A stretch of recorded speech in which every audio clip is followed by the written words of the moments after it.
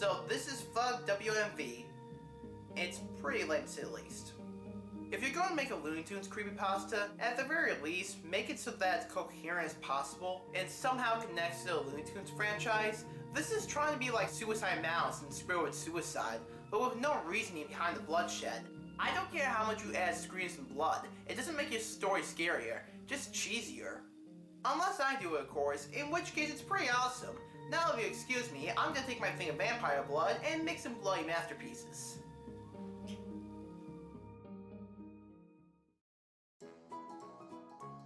Back in its heyday, Looney Tunes was a very popular show. With fame comes a price. In the case of Hugh Harman, the creator of Looney Tunes, insanity. In 2006, a small group of fans were allowed into the studios at Warner Bros. Inc. These people have never been identified. They went into the room where Harman wrote some episodes. When the group decided to take a picture, one of the members backed up to get a better shot when the back of his foot hit something. It was a small case. Written on it were small, undecipherable scribbles and random sketches of unknown characters from Looney Tunes. Some of them looked like prototypes of existing characters. Inside the case was a film reel.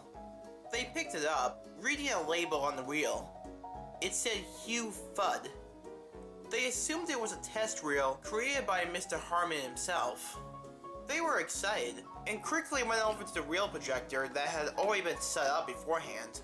They loaded up the reel and started the projector.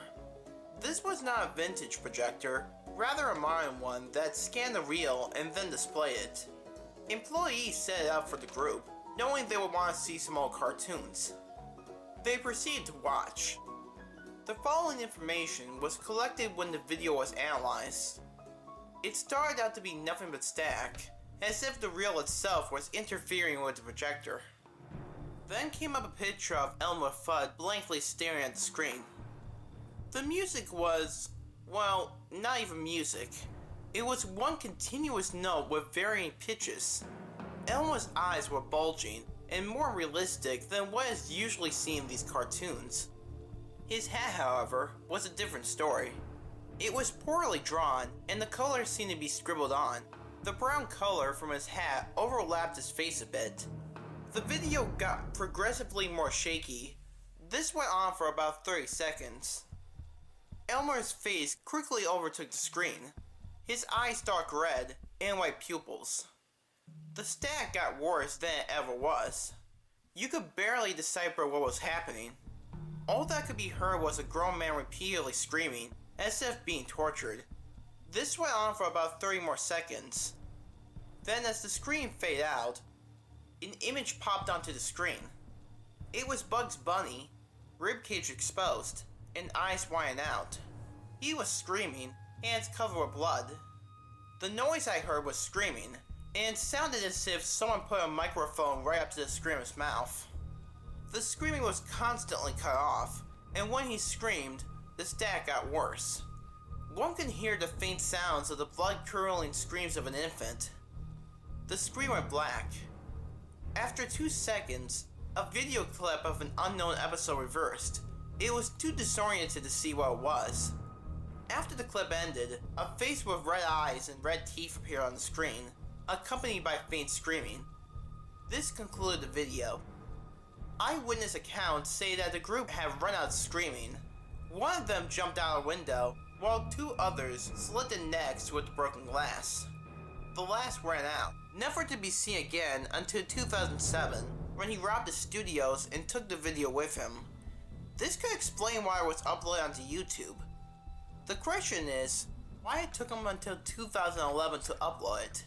It is said that he obsessed over it. It was his whole life.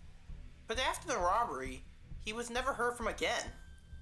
Even when the authorities tried to track down the IP address that uploaded the video, it said it never existed. The video is still studied.